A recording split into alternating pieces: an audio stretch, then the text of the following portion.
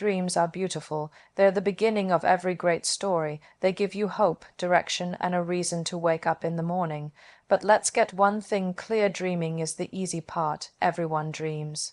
A child dreams of being an astronaut, a teenager dreams of being a rock star, a woman dreams of changing the world, but how many people actually turn those dreams into reality? Very few, and you know why. Because while dreaming is free, making those dreams come true demands a price, a heavy one. It demands sleepless nights, brutal failures, endless sacrifices, and the kind of hard work that most people aren't willing to do. When I was crowned Miss World, people thought it was all glamour and beauty. What they didn't see was the countless hours of training, practicing, and preparing. When I entered Bollywood, they thought the road was paved with red carpets. What they didn't see was the rejection, the self-doubt, the exhausting days when quitting felt easier than pushing forward. When I broke into Hollywood, they called it overnight success. I call it 15 years of grinding in the dark. That's what working bigger means. If you want to dream big, be ready to work even bigger. You have to make your dream the center of your world. You have to fight for it when nobody believes in you. You have to sacrifice comfort, ease, and sometimes even friendships to stay focused. You can't just show up when you feel inspired. You have to show up when you're tired, when you're scared, and when everything inside you is screaming to give up. That's the difference between people who make it and people who don't. Dreams alone are like balloons floating in the sky, beautiful, but useless unless you tether them to the ground with hard work.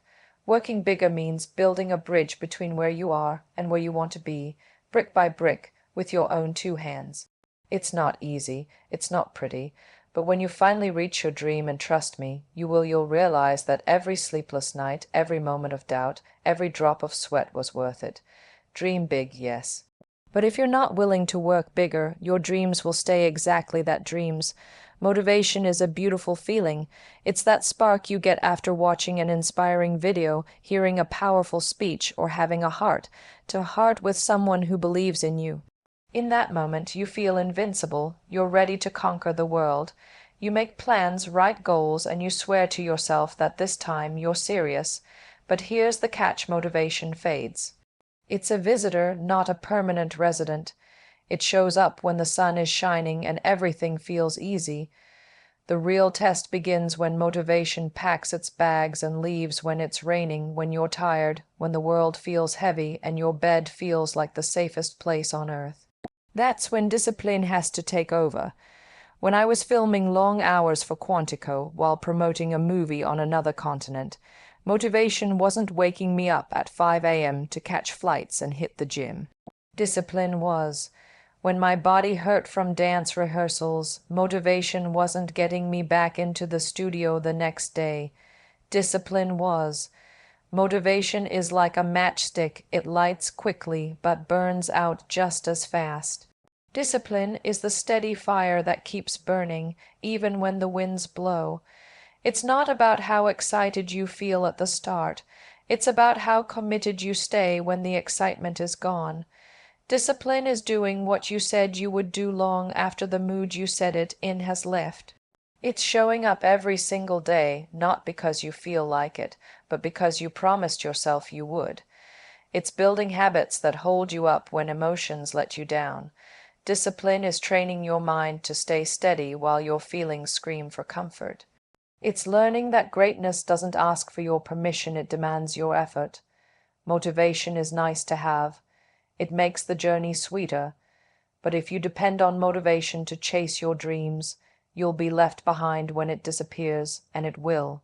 Discipline is your anchor, it's your armor. It's what turns average into excellence and dreams into destiny. So don't just chase the high of feeling motivated. Build the muscle of being disciplined. Because at the end of the day, it's not the most talented or the most excited who win, it's the ones who kept showing up, long after the mood was gone. We all do it. We wait. We tell ourselves, I'll start when the timing is right, or I'll take the risk when I'm completely ready. But let me tell you something from experience: perfect conditions are a myth. They don't exist. They never have. If I had waited for everything to be perfect before chasing my dreams, I would still be sitting at home wondering what could have been. Life doesn't lay down a red carpet when you're ready. It throws obstacles, distractions, and uncertainties at you and dares you to move anyway. When I entered the film industry, I wasn't a trained actress.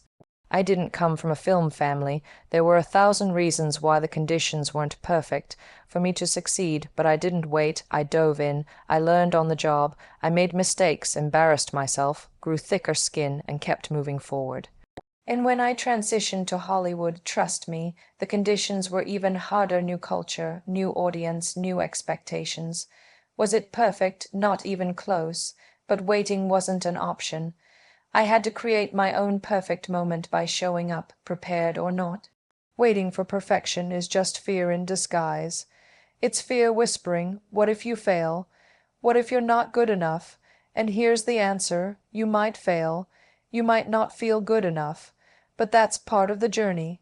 Growth doesn't happen inside your comfort zone. Growth happens when you show up despite the fear, despite the mess, despite the voice telling you to wait. The truth is, the people who make it are not the ones who had perfect starts, they're the ones who started imperfectly but didn't quit. They adapted, they learned, they made the best out of what they had, and eventually they built something beautiful. Success doesn't require perfect timing, perfect conditions, or perfect skills. It only requires a decision, the decision to start. So stop waiting for the stars to align. Stop waiting for someone to give you permission. Stop waiting for the right moment to chase your dream, because that right moment is now. Your messy, imperfect, awkward start is still 1,000,000 times better than a perfect plan you never act on. The world doesn't need your perfect idea, it needs your brave action. We live in a world obsessed with comparison. Every scroll on social media, every magazine cover, every awards show reminds you who's richer, prettier, faster, more successful. It's exhausting and it's dangerous. Because the moment you start measuring your worth against someone else's highlight reel, you lose sight of your own journey. You waste energy chasing someone else's dream instead of building your own. That's why the only competition you should ever have is with the person you were yesterday. When I started out, I wasn't competing to be the next somebody. I didn't want to be the next big Bollywood star or the next Hollywood success story. I wanted to be the first Priyanka Chopra. I wanted to carve out a lane so unique that nobody could compare. And that's only possible when you compete with yourself, your past, your limits, your fears, and decide every single day to be better, stronger, sharper than you were before. The only person standing between you and your next level is you, not the actress next to you, not the singer topping the charts, not the influencer with 1,000,000 followers. It's you, your doubts, your habits, your laziness, your fears. That's the real battle, and it's a battle worth fighting every single day. Self-competition is the most honest kind of ambition. It's not fueled by jealousy. It's fueled by growth. You don't sabotage others when you're busy outgrowing yourself. You don't waste time wishing for someone else's life when you're busy building a life you're proud of. Every day you wake up, look in the mirror and ask, how can I beat yesterday's me? Maybe it's waking up 10 minutes earlier. Maybe it's giving 1% more effort at the gym. Maybe it's speaking up in a meeting where you normally stay silent. Small wins build momentum. Momentum builds character, and character builds legacy. The truth is, when you stop focusing on others and start focusing on yourself, magic happens. You move differently, you think differently, you don't just chase dreams, you catch them. So set your own pace. Set your own standards, clap for others, yes, but run your own race, because when you master competing with yourself, trust me, you'll be in a league of your own, and there's nothing more unstoppable than that. Failure, it's a word people are scared to even say out loud. We treat it like it's a dirty secret, something to be ashamed of. But let me tell you something straight, failure is not your enemy. Failure is your greatest teacher, your most honest critic, and believe it or not, your best friend if you let it be. Every single successful person you admire has failed more times than they can count. The difference, they didn't let failure define them, they let it refine them. When I look back at my journey, it's not the trophies or the applause that built me, it's the times I stumbled. It's the auditions I didn't get, the movies that flopped, the critics who said I wouldn't make it. Each failure bruised my ego, yes, but it also sharpened my focus. It taught me where I needed to grow. It toughened my skin. It fueled my hunger. Without those setbacks, I wouldn't be standing here today. I would still be stuck in a safe little corner, too scared to dream beyond what seemed easy. Failure is not a full stop, it's a comma. It's a pause, a chance to breathe, reflect, and come back stronger. But most people take failure as a sign to quit. They let one no shatter their belief. They let one rejection convince them they're not good enough. Here's the truth. Failing doesn't make you a failure. Giving up does. You have to fall in love with the process of failing and rising again. You have to train your mind to see failure as feedback, not defeat. You have to wear your scars like badges of honor, because they show that you tried, that you dared, that you refused to live life on the sidelines. The people who win big are not the ones who never failed, they are the ones who failed bigger, faster, and harder, and still didn't stop. They learned, they adjusted, they evolved, and eventually they broke through. So don't fear failure, befriend it, respect it, let it guide you, not break you, because if you're not failing, you're not trying hard enough. And if you're not trying hard enough, you're not even in the game. And trust me, the view from the arena bruised, battered, and all is always better than the view from the sidelines. The world is full of people waiting for permission, waiting for someone to tell them they're good enough, that they can go after what they want. But let me tell you something, you don't need anyone's permission to own your power. Your power is yours from the moment you decide it is. It's in the way you walk, the way you speak, and the choices you make. It's in your voice, your story, and your strength. No one can take that away from you unless you let them. When I first started my career, there were many voices in my head, and from the world around me telling me that I wasn't enough. I wasn't pretty enough, talented enough, or even experienced enough. But here's the thing, I didn't wait for anyone else to see my worth. I saw it first, and that's what you have to do too. You have to own your value from the inside, not wait for others to validate it. Because no matter how many degrees, awards, or followers you have, if you don't believe in yourself, no one else will either. Owning your power means taking full responsibility for your life and your choices. It means not blaming others when things go wrong, and not expecting anyone to hand you success.